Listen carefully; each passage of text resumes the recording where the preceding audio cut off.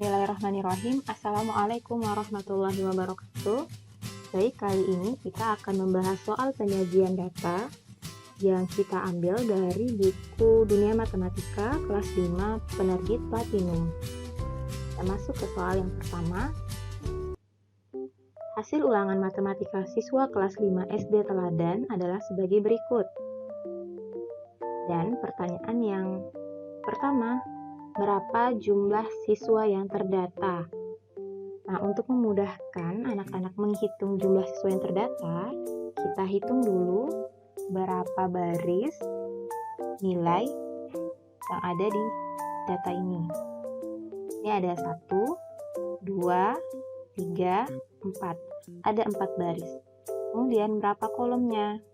1, 2, 3, 4, 5, 6, 7, 8, 9. Ada 4 baris dengan 9 kolom. Kita kalikan antara kolom dan baris. 9 dikali 4 sama dengan 36. Nah, itu untuk memudahkan anak-anak menghitung jumlah siswa yang terdata. Dibanding anak-anak menghitung keseluruhannya satu persatu, anak-anak bisa mengalihkan kolom dikali dengan baris. Jumlah siswa yang terdata ada 36 orang. Yang kedua, berapa nilai terendah hasil ulangan tersebut? Ya, yang terendah adalah 50. Kemudian, berapa nilai tertinggi hasil ulangan tersebut? Ya, 95. Kemudian untuk menjawab soal yang D, soal yang keempat ini, kita harus menyusun data di atas dalam bentuk tabel. Ya, ini adalah tabel distribusi frekuensi yang sudah disusun. Ada 3 kolom, yaitu nilai, urus, dan banyak siswa atau frekuensi. Dimulai dari nilai terendah hasil ulangan yaitu 50 dan nilai tertingginya adalah 95. Coba kita cek satu-satu nilai 50 dengan cara kita melingkari. Nilai 50 ada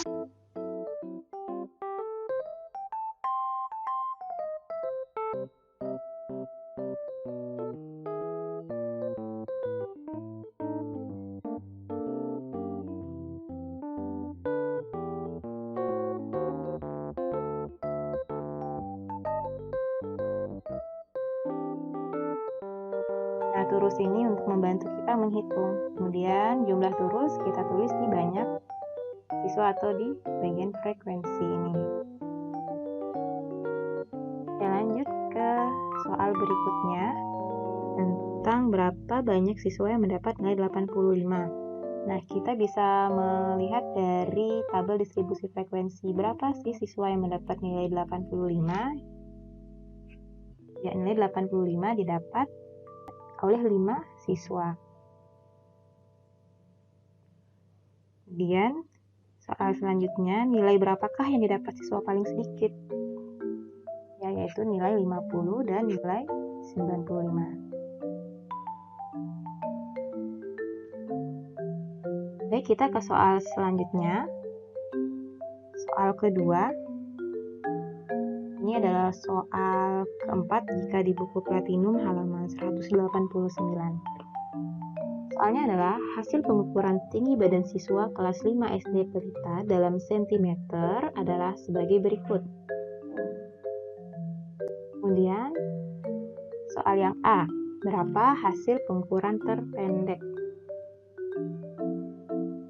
Hasil pengukuran terpendeknya adalah ya 125. Yang B, berapa hasil pengukuran tertinggi? Ya, hasil pengukuran tertinggi adalah 150. Dan yang C, susunlah data tersebut dalam bentuk tabel distribusi frekuensi. Kita susun tabel distribusi frekuensi. Ya, jadi seperti ini. Ada 3 kolom, tinggi badan siswa dalam sentimeter, lurus dan banyak siswa.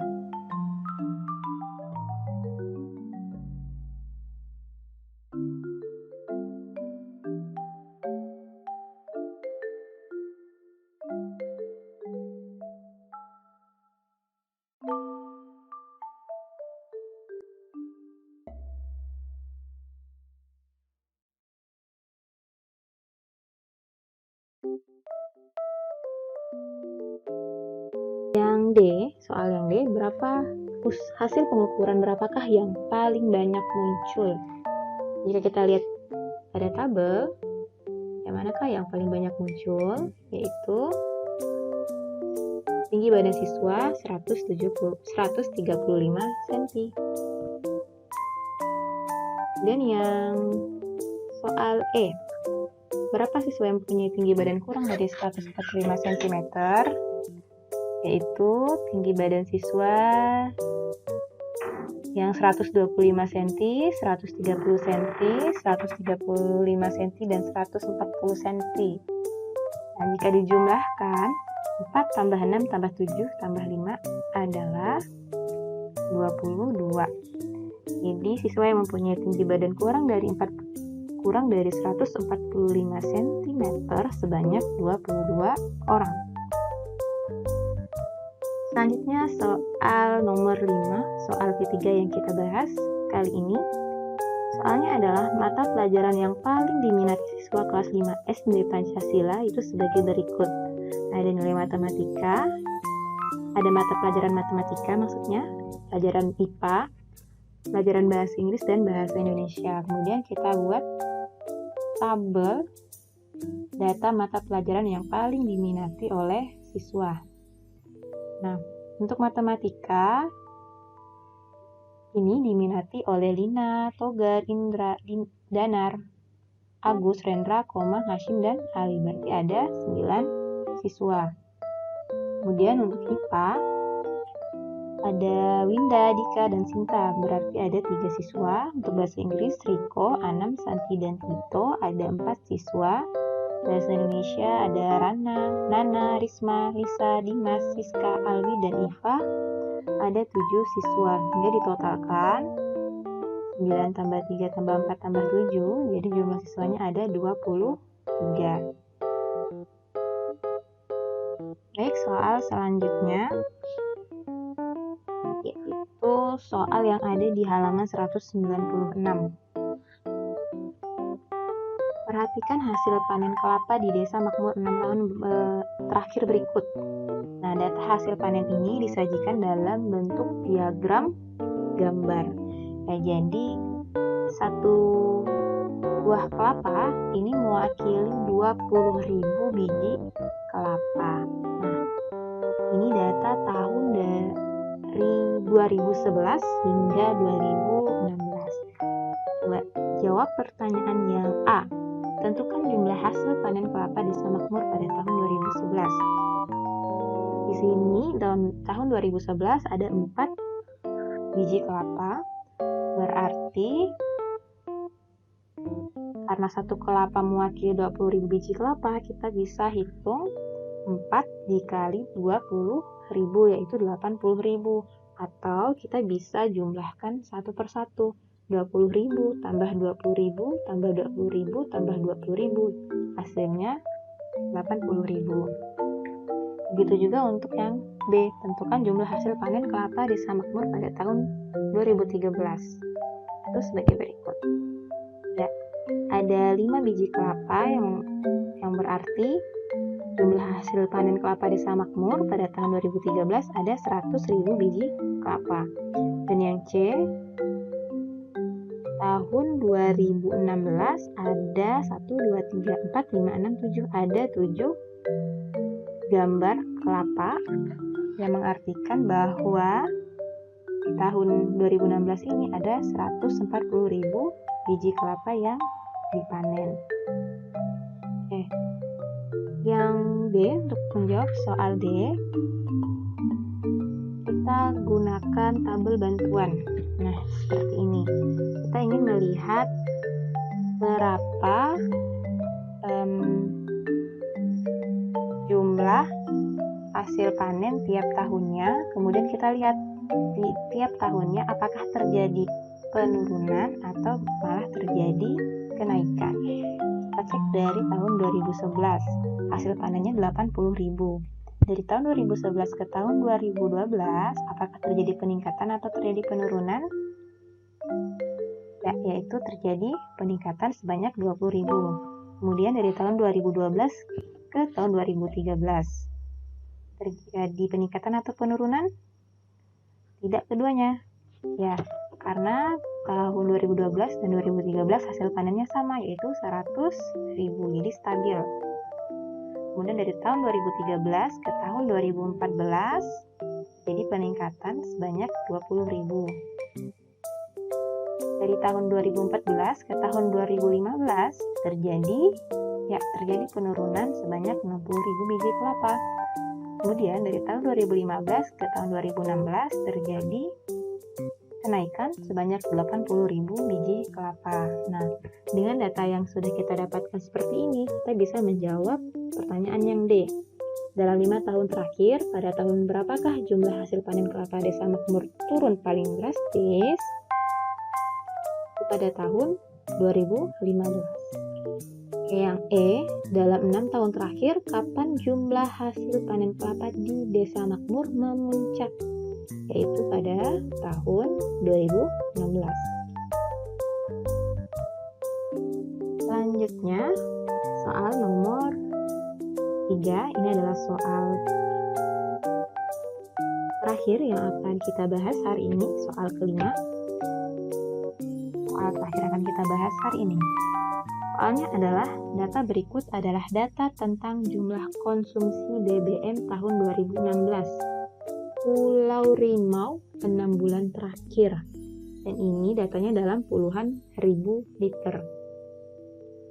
Jadi ada data dari bulan Juni hingga bulan November.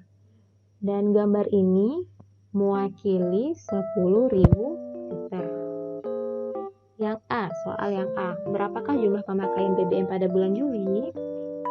Ya, karena di sini ada 2 gambar, di mana satu gambar mewakili 10.000 liter, artinya 10.000 tambah 10.000 adalah 20.000, atau cara lainnya 2 dikali 10.000 sama dengan 20.000. Kemudian yang B, berapa jumlah pemakaian BBM pada bulan Oktober? Yaitu sebanyak 30.000.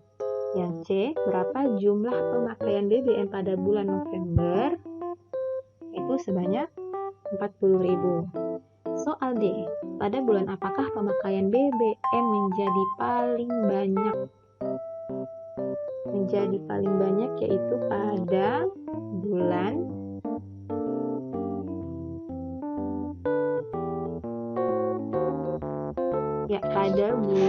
September dan bulan November. Oke, cukup ini untuk 5 soal yang kita bahas kali ini.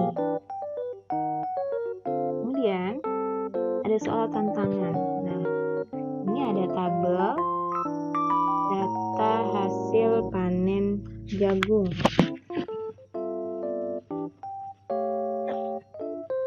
Nah, dari bulan Mei hingga bulan November, hasil panennya ini dalam ton. Keterangan satu gambar jagung ini mewakili 1 ton. Oke, pertanyaan pertama, berapakah jumlah hasil panen bulan Juni? Pertanyaan kedua, pada bulan apakah terjadi peningkatan jumlah hasil panen?